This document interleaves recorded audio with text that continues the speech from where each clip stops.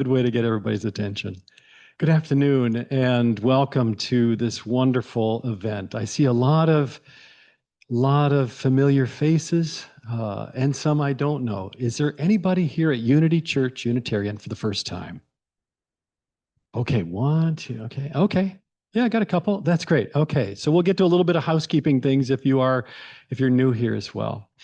My name is Brian Newhouse. My wife Angela and I are longtime members of Unity and proud members of the Unity Singers, and that kind of shows up in this collection this afternoon. So you're in a wonderful place if this is among your first times to be here. Like literally standing in between the bookstalls of Unity Church, behind these black doors, they're full of books. And on Sunday mornings, these doors open and out spills part of the evidence of the very active literary scene here at the church, in addition to the music program, which is extraordinary.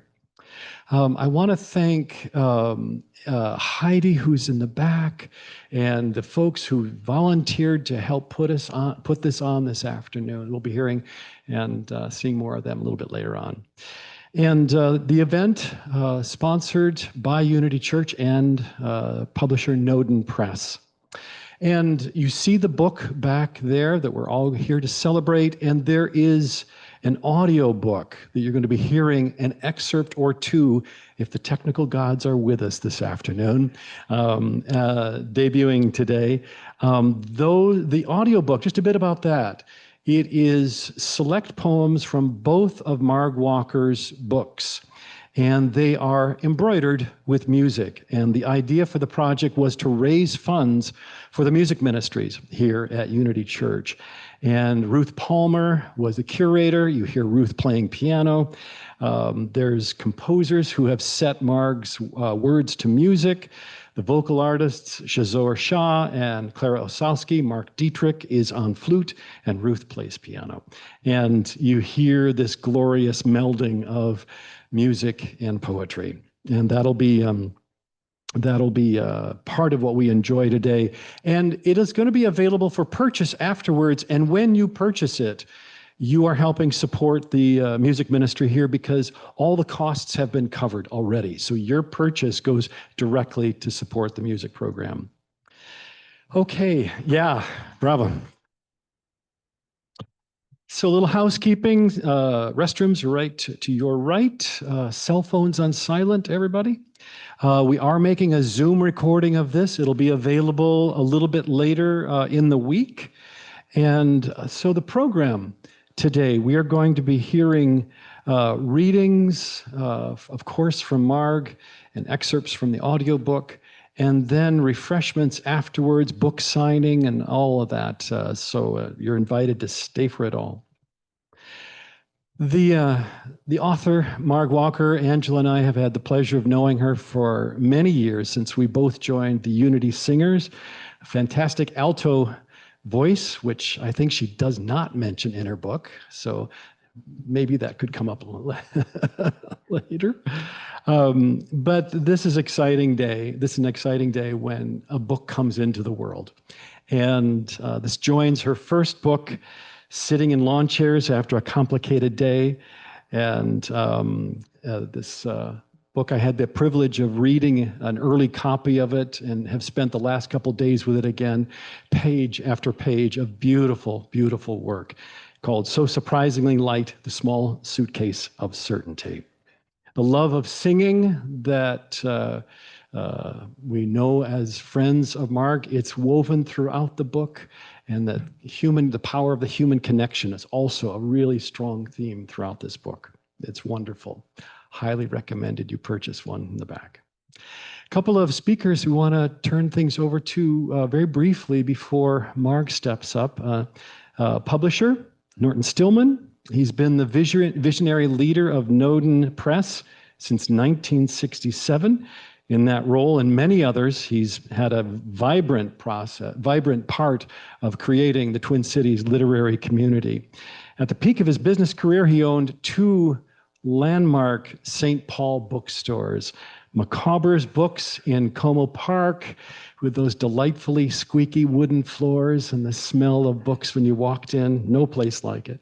And Books for Travel on Grand Avenue. He also owned Bookman, the largest book distributorship between Chicago and the West Coast. Norton cultivates strong relationships of support and affection with the writers he publishes. And he's published so far to date more than 400 books. Special emphasis on nature, regional history, and poetry. Please welcome Norton Stillman.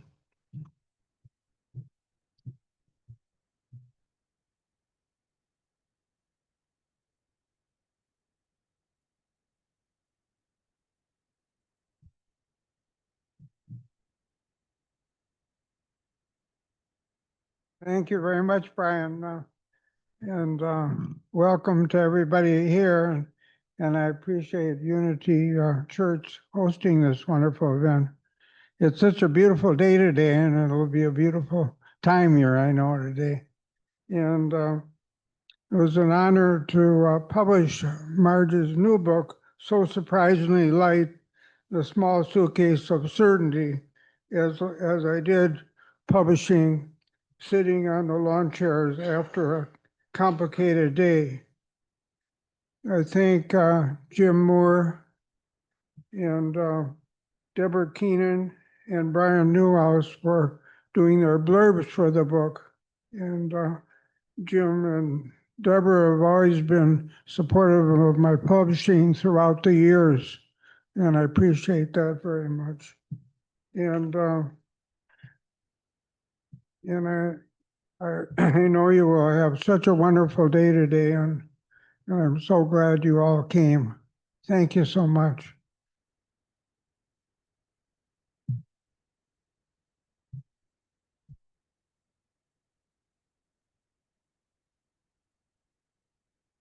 And Deborah Keenan, she's had a big part of Marg's poetic journey as well. She's published 11 books of poetry and a book of writing prompts. She's been a teacher, mentor, and friend to thousands of poets through her work at the Loft Literary Center and Hamline University's MFA program. Deborah was Marg's first teacher at the Loft, and in recent years they got reacquainted through additional poetry classes, and Deborah served as manuscript coach for this book. So please welcome Deborah Keenan.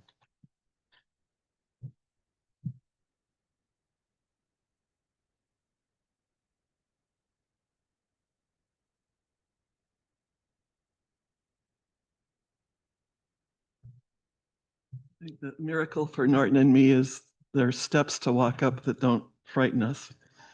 So it's a very special afternoon. Thank you, Unity.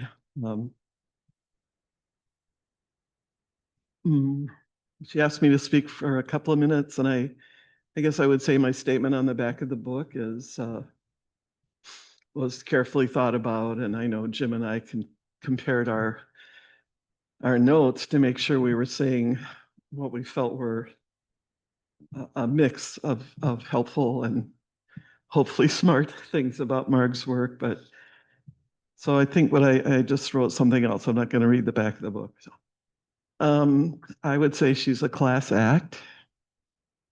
I think that she is thoughtful and pays really deep attention to all the art forms that she reveres. And that is inspiring to me. She is so deep inside memory in this book, and deep inside what the memories really mean. Now that so much life and so much sorrow and so much beauty and so much cultural and political moments have arrived and left. And now they all live alongside her private memories. Amazing poems about her parents. I would do a special call out for those. All the personal visions that Marg Walker carries with her and transforms into her lovely, sharp lyric poems. I'm going to quote just 3 lines, which feel to me somewhat like Marg's Ars Poetica. All the years that I taught, I used to write on blackboards and then whiteboards. In my classrooms for about 45 years, what is the source of your poetics? And every week, any one of us in the class could go up to the board and write our answer. And I mention this because I think that the lines of Marg's that might have gone up on the board if she had walked into that classroom are these. We try to fathom what we're doing here to earn a place. The earth whirls on as all the while stars pour on every solitude their ageless ministry. If I'm the last speaker, please welcome Marg and turn off your phones.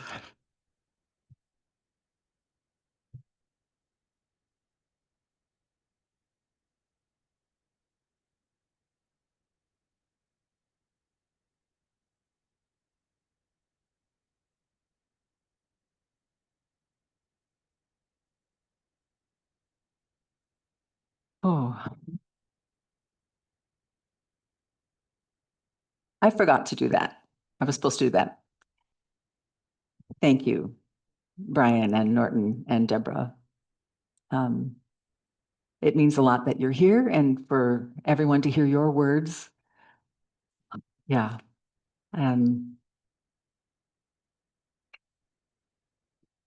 It is wonderful to look out and see people from different walks of my life and a lot of intersecting circles. And I appreciate so much your support and your love, I hope, of poetry that brought you here and just of the kind of community we create when we come into the room and breathe together and try to absorb some beauty and the pleasure of each other's company. Oh, thank you.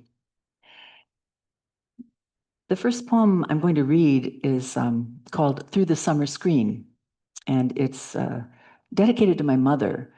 In many ways, Mom's love of language and of music set me on the path where I find myself today. I have memories of sitting with her on the front porch of our home in Cedar Rapids, Iowa, and listening to the trees blowing in the wind in front of our house and just sitting quietly together and listening to that. And it was one of the memories that inspired this poem. The poem begins with an epigraph from Aaron Rodini. As a child, I pledged myself to a tree. Through the summer screen, their leaves whispered, "Listen." And I heard nothing I could yet understand. The sound of green, the breathing kinship of living things. And at bedtime, uplifted limbs outside my window made a path through the murmuring dark of all things, for which a child has no words. I heard restlessness. I heard immensities of sky and wind and mind. And everywhere in those years, it was the same. Whether maple or oak, sidewalk or woods, it was as if the trees beckoned me into their arms, having spoken to one another in their benevolence, saying, "Hold her up, show her the boundless world."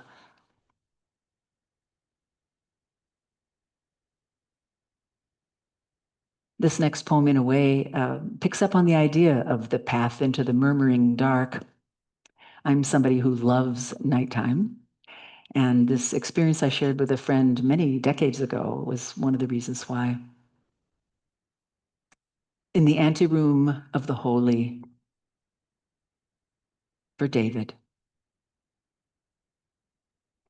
We stepped away from the fire into the black October cold, wove through the scrim of trees, lifted our canoe and paddled onto the lap of the lake to wait for the hunter's moon. Darkness fell upon darkness, cold upon wordless cold. A birch leaf shivered in the bottom of the grumman. It was strange. Stars rippling on the water's sweep of silk merged sky, lake, time into a single sphere. We felt the chill, our fragile shell afloat between mortality and eternity.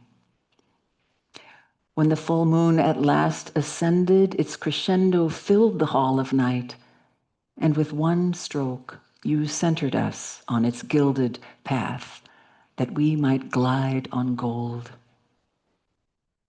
Astronomers shape their awe into science, keeping faith with both. For me, suspended in the womb of night, the summons was to mystery.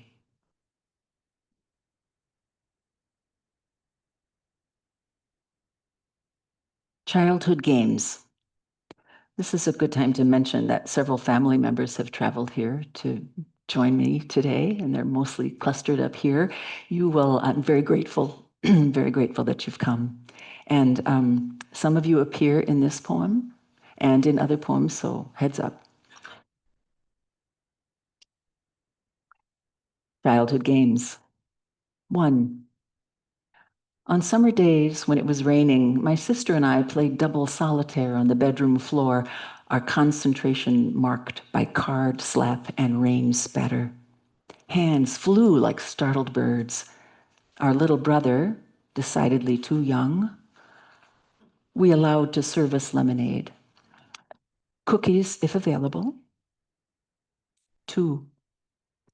One night, Dad and I played Chinese checkers by the campfire. He watched me build, move by move, my game-winning play, then blocked it. I flung the board off the picnic table, marbles scattering into the woods. I'd been such a calm child until then. 3. Let's play hunter, Grandma. You be the deer.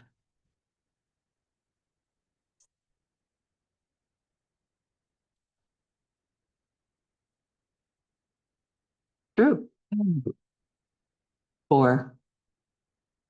After lights out, my sister and I played unauthorized games like Escape the Bad Guys or Capture the Runaway Horses until our rowdiness drew attention, then switched to whispering stories of ourselves in another time and place, the fruits of our fancy ripe and ripening. Yeah, move that. Travel to me always brings into sharp relief my place in the world, geographically, history. This can be true in the United States. I've certainly been to parts of the U.S. where they feel like the culture is so very, very different. And of course, traveling internationally can do that.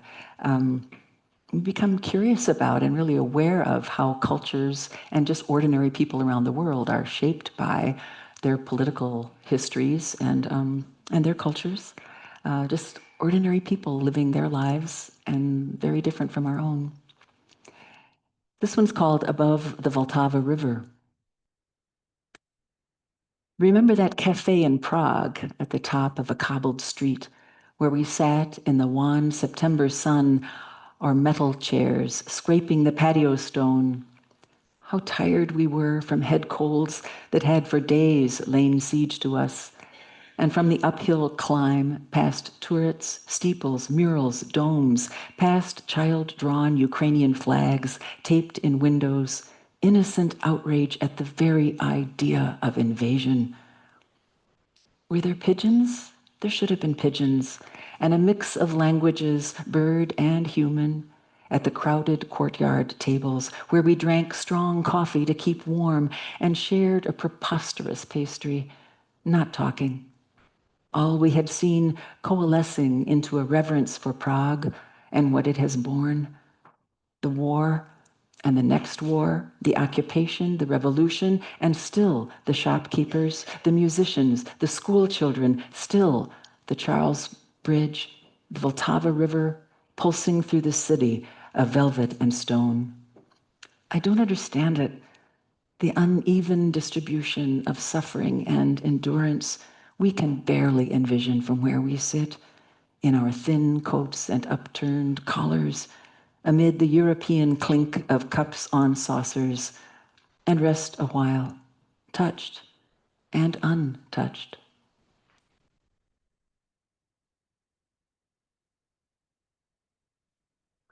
I'm going to read one poem from my first book, It's called covenant. And that's something that's a very meaningful word here at Unity Church, something that we try to understand and build among ourselves so that we can be with one another through whatever life throws at us, and learn to need one another and to support one another. I'm reading it because it surfaced a theme in this poem that became something I wrote quite a lot about in the subsequent years. And many of those poems came together in this book that's coming out today. Covenant. This blunt darkness, yours, let me attend. For in this life, are we not meant to carry each other? Even in the staggering and spinning, even when words are not ready. So surprisingly light, the small suitcase of certainty, left behind on the platform as the train pulls away. I am but one of many porters, and this is our bond. While you are gone, cocooned, disarranged, your place remains at my table. While you lie alone, as you must, at night in your distant city, your pulse beats in my wrist. I can't explain it, but I'm not afraid to love you like this.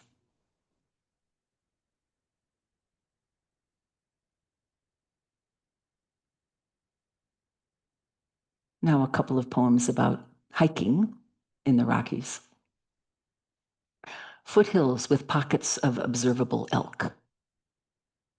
I like Colorado foothills with pockets of observable elk, complacent since the near extinction of wolves and untroubled by park road traffic and cameras. I like long treks with snack options in my backpack, and a hiking partner who will rest with me on a rock while we ask each other questions about geology.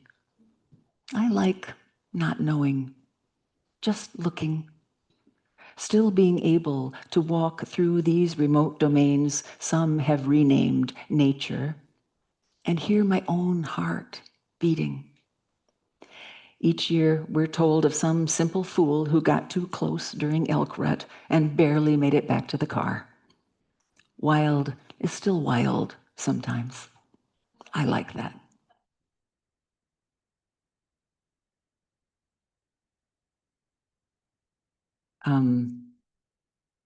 Well, most of the poems in this book, I would say, have been written in the last 5 years or so, which of course encompassed the worldwide pandemic. It was a time, as you all know, we had to assess our lives and our patterns and our relationships and figure out how to sustain the core of what was really important to us, what we could maybe let go of. And I think the way we started to think about those things shifted, at least it did for me. It brought some new things into my awareness, including the awareness of mortality, of course, and just the fragility of life. So I ended up sometimes, those ways of looking at the world became part of my writing. Most of the time in my poems, I didn't refer directly to COVID, to the pandemic, but those themes are underneath what did get written. And this poem is one example of that. Glacier Creek.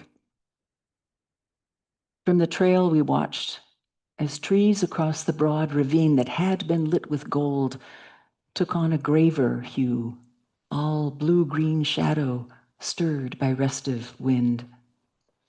The sky grew dark with power, and in one swift stroke lifted the latch to release a galloping rain. It focuses the mind.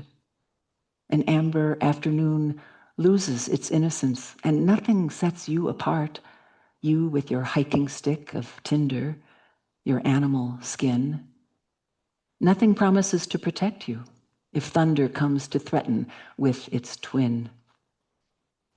On our slope, on that day, no crack chanced to split the sky. Beneath a skirt of pines, we listened, guests among the watchful, hidden kingdoms.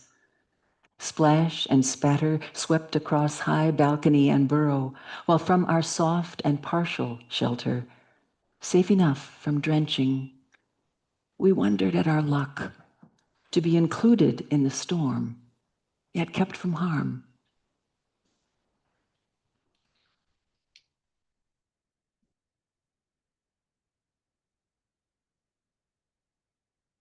Another pandemic-inspired poem.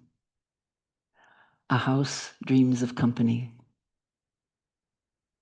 A house that is shuttered, whether by absence, illness, or uncertainty, whether by plague or the fear of plague, feels an emptiness alien to its nature.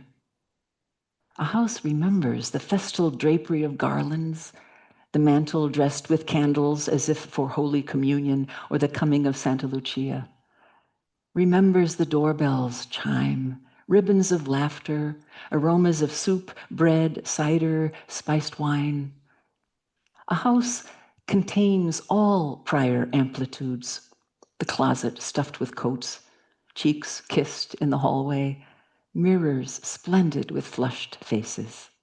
The buffet table, a landscape of crumbs where friends yet hover, holdouts before surrender to the hour. A house retains the long goodbye, the front door held open, tendrils of cold curling in, someone calling out, "The moon," and everyone tumbling into the street, sloppy with affection, to see their fullness made manifest.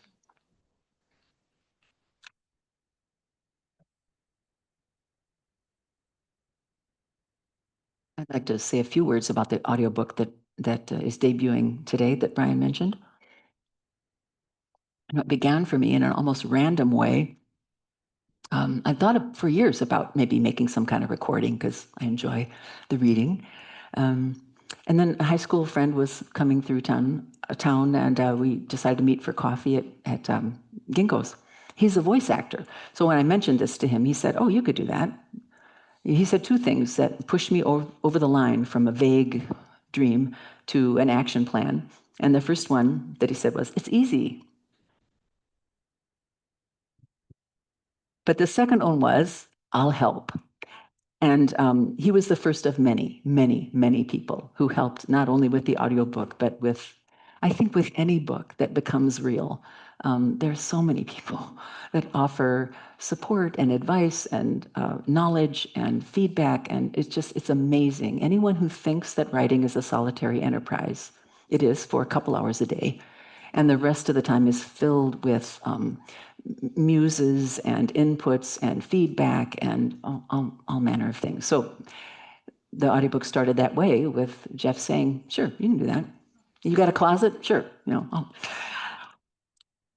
We all learned during Zoom, you make a recording in a closet.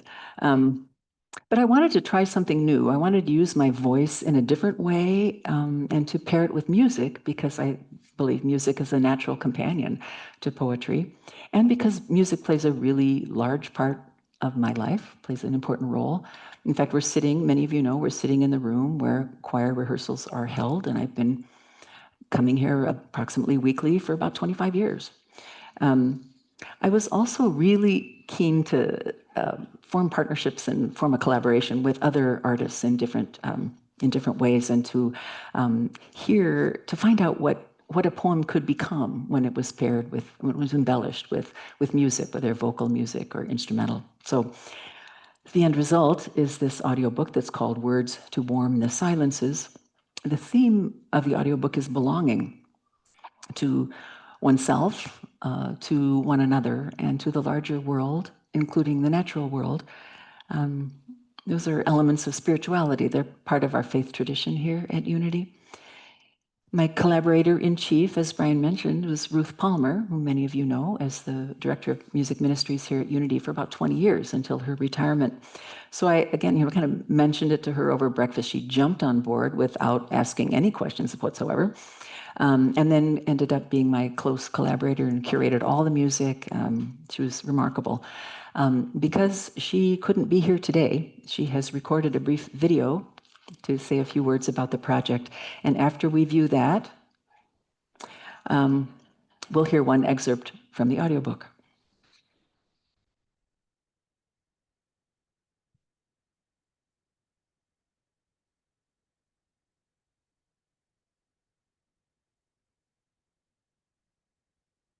It's crossed, man. Mhm.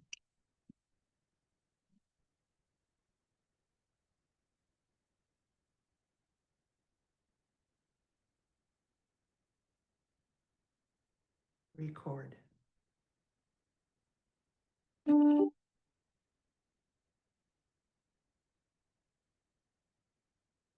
Greetings, everyone, and a special congratulations to you, Marg, on the release of your second book of poetry and of audio recordings of selections for both your first and second book.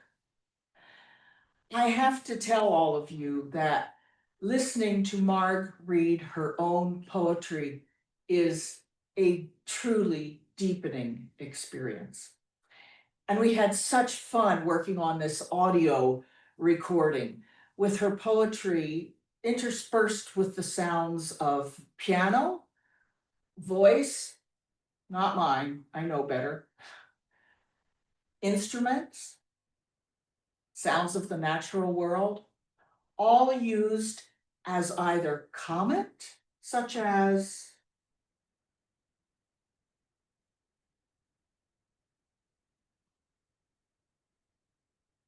stars. You get the idea.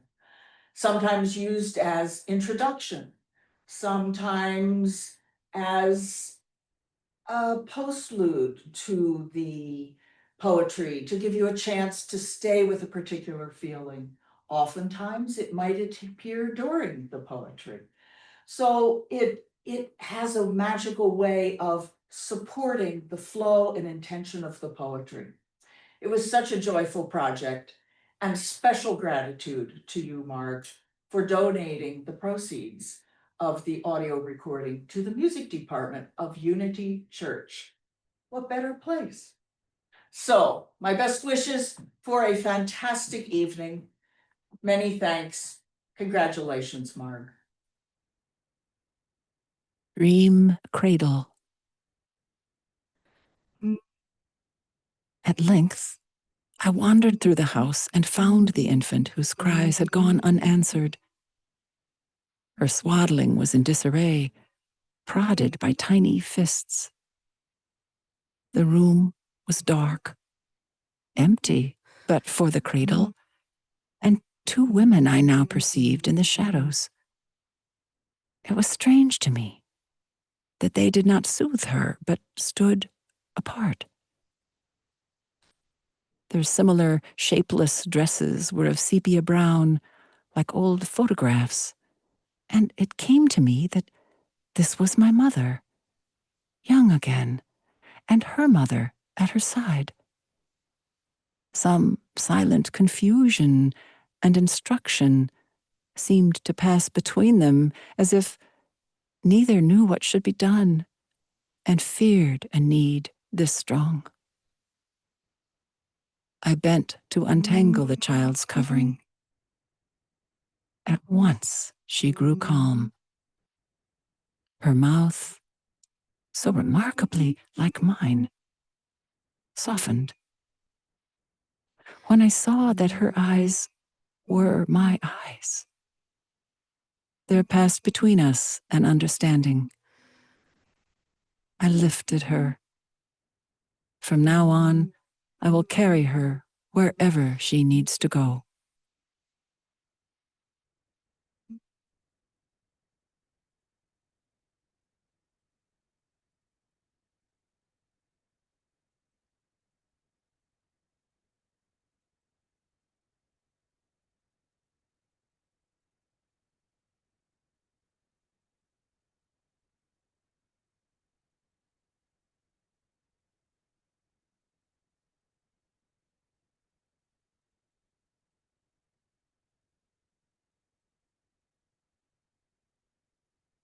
I like the second version better. Although the first time through with that echoey thing, I thought that gave me some idea for another thing I might do. We'll collaborate on that. Thank you. One blessing of this time of life is the chance to reflect on a pretty long trajectory of years. and to think about, to take a look at the earlier versions of myself and what has remained consistent, what has changed over time, how things add up or don't. So this poem stems from that kind of musing. The known land starts with an epigraph, as though I were another person, someone I will never be again, by Lawrence Robb. The day is full of snow. A thickness sifted from the sky, a scrim across the known land and lake path lined by vacant swings, by beaches blank and blanketed. I walk where snow swirls around drakes on open water near the shore. Their mallard green, the only green. The marsh where blackbirds trilled from cattail to cattail last fall is silent now. This is the use of snow, the stillness worth attending. I walk where once I ran on summer mornings, a young girl I will never be again. Yet I hold in my mittened hand the thread that runs and spins through seasons, steadfast, even as it grows thin.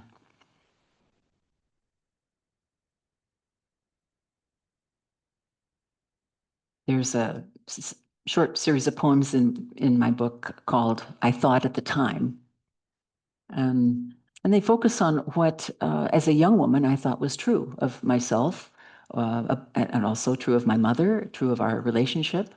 And then, some decades passed, and through my own maturing and a lot of reflection after her death, which was many years ago now, I came to really very new understandings that have been quite important for me to acknowledge and own and think through more deeply. Led me to understand things in a different way. And so that is, of course, one of the themes of this book. I thought at the time, we were nothing alike. From the port in Maine, I called to tell of the brilliant sea, the thrill of running the rigging, how I slept under stars on the bony island and learned the languages of wind, the tiller seized in my hand. I don't understand you, she said. I could never do that. Yes, I thought, good. Now, a found photo. Her floral dress is trim. She pulls the rowboat's oars, tosses her curls, laughs at the camera's lens. This was before she bore children, more than she wanted, and I was one of them.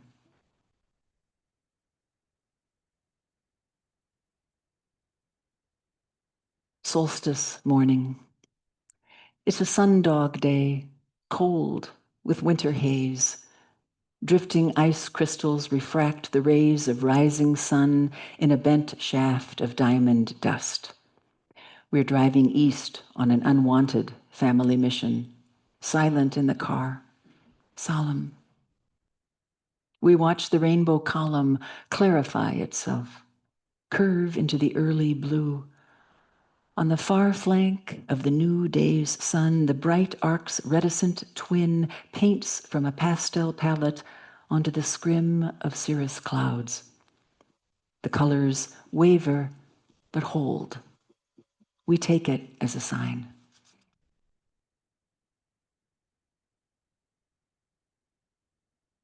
I'm going to dedicate this next poem to all the singers in the room, and I see many, many singers. I'll probably dedicate it to the room itself. When women sing.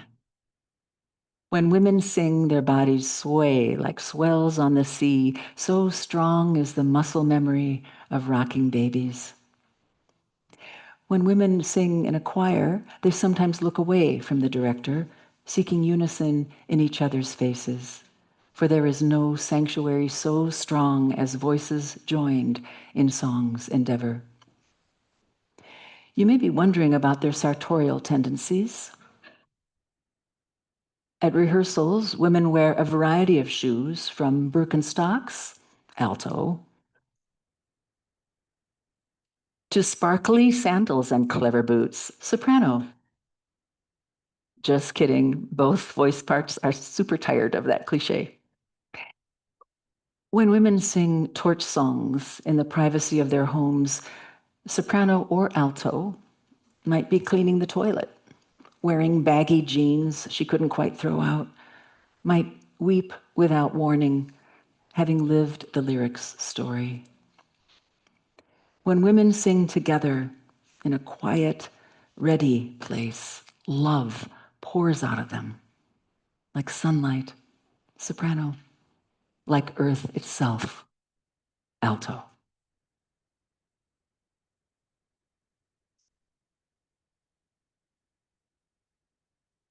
I'm guessing that probably many here in this room have thought about what you will leave behind when you are done with this life, what others will inherit from you, whether they're tangible things or intangible things. And as I started trying to write this poem, I thought too about what I inherited from my family, from my upbringing, and how the lives of my forebears ripple through mine, how mine might ripple through the next generations. So I was considering all of these things, what I inherited for good or ill, what I may pass on. This one's called Inheritances, and it's dedicated to Jonathan. And what would you say have given you for good? So much of you comes from your own making, just as I came from mine. Is this inheritance too? Not the mahogany sideboard, no. Though yes to the family silver in its velvet-lined case that my father bought in England during the war and shipped home to his bride. The W on each handle is not yours, but it belongs to you. Yes to the stories you come from. No to overthinking, to habitual worry about money. No to pretending not to feel what you are feeling. There are family rules worth breaking. But something in the way you nestle baby James in the crook of your arm as he looks with focused inquiry into your eyes, how you want to hold his gaze for a lifetime, this unfathomable love, how you give yourself up to be engulfed by it. This, I think, yes, this.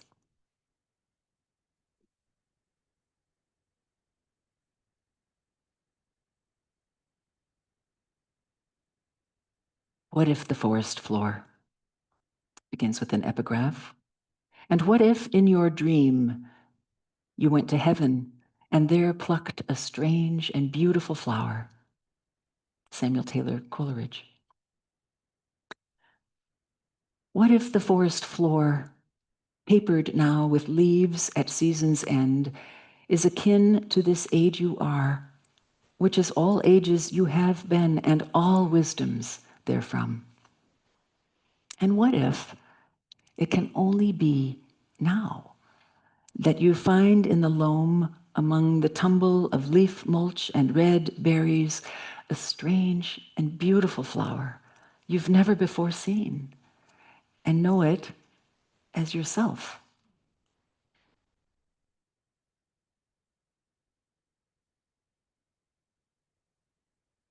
I have a couple more poems. Before we get to those final two, I have some thank yous to deliver. I owe so much to all of the writers and teachers and readers who helped make my poems better and who encouraged me, to Noden Press and to Norton, of course, for saying yes to this book, to Unity's staff and many volunteers who have pulled everything together to make get to the place where I have the joy of reading to you. So thank you, one and all. And I want to say this very clearly. A poem hasn't fully lived. It hasn't found its reason to be until it finds a reader who welcomes it in and who it companions it by relating to something that it contains. So I thank you again for coming, for your partnership, for being part of that equation, your partnership in the love of language, and for and in the search for connection and meaning connection across our solitudes. I'm deeply grateful for that. I'm going to read one more poem, and then we'll hear a final poem from the audiobook. This last poem is called Friends, and believe me, many of you in the room appear in this poem, perhaps more than once. So, friends, the one who arrives with flowers, the one whose thoughtfulness is itself a bouquet, the ones who don't mind if you forget their birthday, and the ones who do. On the first morning of your camping trip, the one who helps you clean all the raccoon shit out of the car, whose window was left open overnight, and the one who wakes up an hour later, emerging from the tent in a cute outfit and asking, "Is there coffee?"